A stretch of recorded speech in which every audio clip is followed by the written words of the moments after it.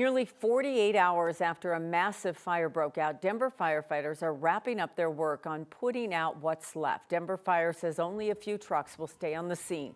The fire at a construction site of a new apartment complex got started Friday night, lighting up the sky, prompting a huge response. More than 150 firefighters were called to battle the flames. Denver Fire is describing it as one of the largest fires the city has ever seen. Thanks for joining us. I'm Kim Christensen. And I'm Phil Lipoff. It's large enough. The response has kept people from businesses in that area, obviously, over the last few days, throughout this weekend. 9 News reporter Janelle Finch joins us from Leetsdale and Forest now after speaking with one business owner there. Janelle. Denver police and fire departments have been slowly reopening roads in this area. When we were here earlier today, Leetsdale Drive was completely shut off from Forest to Holly. As you can see now, the road has partially reopened, a welcome sight for businesses. What's left of a 5-alarm fire in Glendale has kept firefighters busy since Friday. It was sort of intense because there was a lot of chaos in the neighborhood. Denver Fire is hard at work, meaning nearby businesses are not. Tough closing down, but obviously with a fire, 4 or 5-alarm fire, whatever it was over there, yeah. Tony McNabb Had no choice. was forced to close his restaurant after the fire broke out.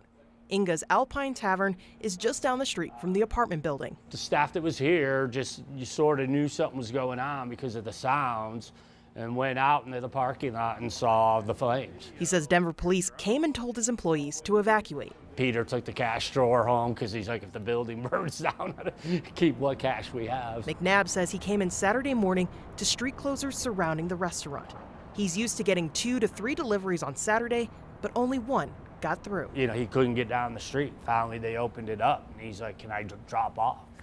And I'm like, yeah, we still need a delivery. McNabb says he was able to open around 2 p.m. to a few regulars, but it hasn't been business as usual. Can't do credit cards because everything's down, so we could do Venmo or cash. He says he's still waiting for his internet and phone lines to be restored and roads to fully reopen. Hopefully we get back to normal, you know, but it is hard to say because we don't know how long this is going to be shut down. McNabb says he hopes all the activity will die down outside his restaurant so they can get back to business inside. Have to wait and see, but we'll be here. McNabb says it's worth it to stay open even with operations impacted. He says he has less staff in, but a few customers can offset those costs. He says it's very rare for him to miss a day of business.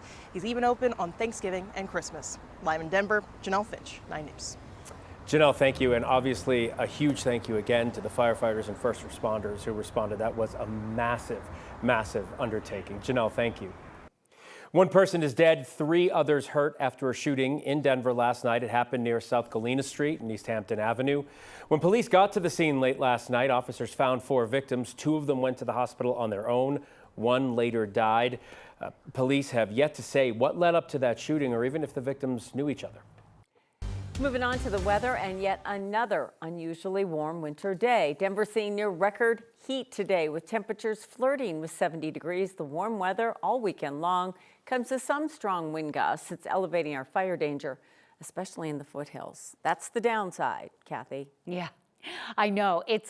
This weather makes everything easier, but my goodness, it is certainly concerning to see a string of days with the heat, the wind, the drought scenario that's playing out.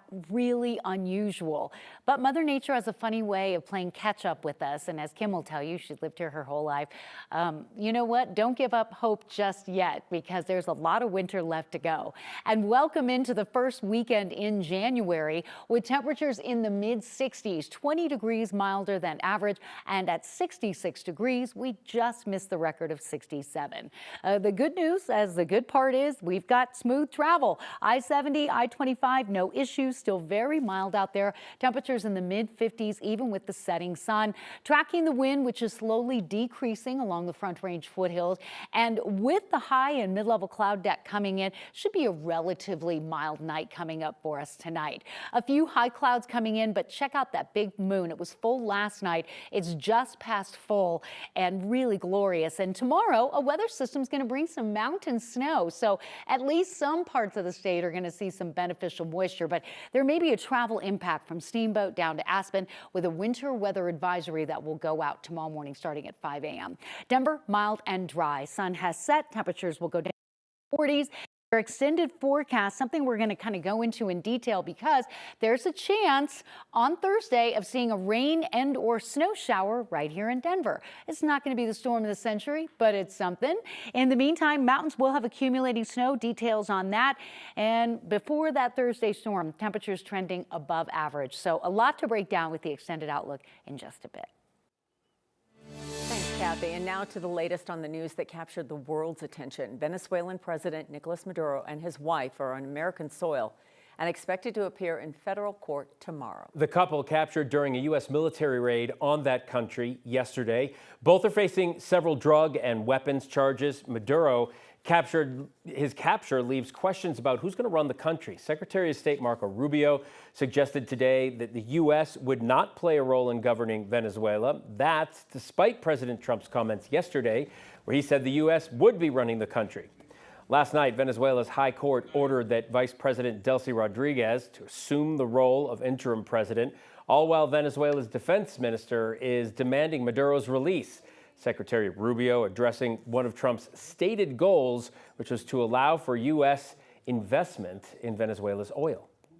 We don't need Venezuela's oil. We have plenty of oil in the United States. What we're not going to allow is for the oil industry in Venezuela to be controlled by adversaries of the United States. You have to understand, why does China need their oil? Why does Russia need their oil? Why does Iran need their oil? They're not even in this continent. This is the Western Hemisphere. This is where we live. And we're not going to allow the Western Hemisphere to be a base of operation for adversaries, competitors, and rivals of the United States. There are still questions about the legality of this operation. Rubio denied that Congress needed to approve this military action, despite calls from lawmakers on both sides of the aisle, including from here in Colorado. Rubio reiterating that this is not a war between the U.S. and Venezuela. In the meantime, the United Nations Security Council is set to meet tomorrow about the situation in the country. News about the raid has brought mixed emotions for people, some celebrating Maduro's capture while others are protesting. Here in Denver, people gathered on the steps of the Colorado State Capitol. Protests were seen in major cities across the country and the world, all with a similar message: no war on Venezuela. We are not residents of Venezuela. We have not experienced their struggle, and they have their own unique struggles, and they have the right to fight them the way that they see fit. We should not be intervening and telling them how to fight those struggles, or intervening and taking over their country, or intervening and taking over their resources. There is just no need for it, and it's far past the right of what we should be doing. At the same time, many Venezuelans living across the U.S. are praising Maduro's capture as they end what they call a horrible regime. Part of the lyrics of our national anthem is take down the chains of oppression, take down the chains of oppression. Y te puedo decir que como todo ser humano lo que quiere es libertad. And as all human beings, the only thing we want is to be free. And we're going to have much more on that raid coming up at 5:30.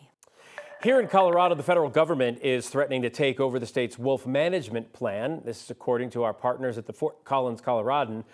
According to the letter from mid-December, the U.S. Fish and Wildlife Service will take over the management of wolves unless Colorado addresses several compliance issues. That includes CPW not giving a warning to release 15 wolves last January, and for CPW releasing a wolf pack with a history of depredation. CPW must now provide 2 years of documents about its gray wolf management plan by mid-February. If it does not, the agency will cut off Colorado's wolf management program, threatening, quote, relocation and lethal removal of wolves living here now. Flags across Colorado are flying at half-staff today to honor Senator Ben Nighthorse Campbell. He served in the House from 1987 to 1993 and in the Senate from 1993 to 2005. He famously switched from being a Democrat to a Republican in 1995. Nighthorse Campbell was the first Native American elected to the U.S. Senate from Colorado. He was known for his bipartisan approach, defense of children's rights, and advocacy for Native American communities. He passed away on Tuesday of natural causes at the age of 92. Starting tonight, you may encounter traffic changes to Sheridan Boulevard as Denver Water begins a pipe replacement project. The project looks to replace about 8,000 feet of aging pipes underneath Sheridan Boulevard from West 13th up to West 29th. Tonight begins phase 1 at West 17th. Denver Water says the project will require nightly lane closures, mainly on northbound lanes of Sheridan. Denver Water also says the project may require them to shut off water in the area. Businesses, we're told, will remain open during construction. The whole project is expected to take about a year.